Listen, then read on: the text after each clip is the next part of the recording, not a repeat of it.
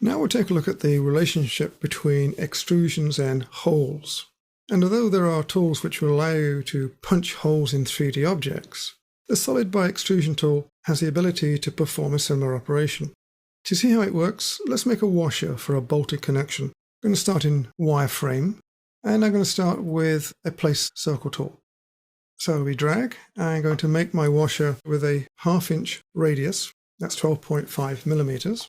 I am going to type 0.5, and that's because I'm working in inch working units, not feet, just inches. There's my 1/2 inch radius circle. Now I need a second circle from the same center, and this one I'm going to make a 5/16 inch radius, or 7.8 millimeters. To enter that, of course, I need to type a 0 first, then a space, and then the 5/16. And this again is because I'm working in inch units. Data point, and there's my 2 circles. What's happening here is that I'm seeing the outside of the washer and the hole in the washer. Now right now, of course, if I were to extrude the outer circle, it might look like a washer, but if I shade it, then it's clearly not. It's clearly just a solid piece.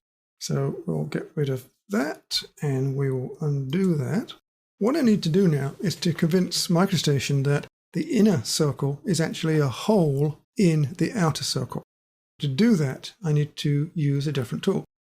I need to go to this tool, which is the Group Hole tool, and then we follow the prompts.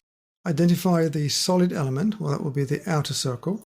Then identify the hole element, that will be that circle, and data point and right click, and we're done.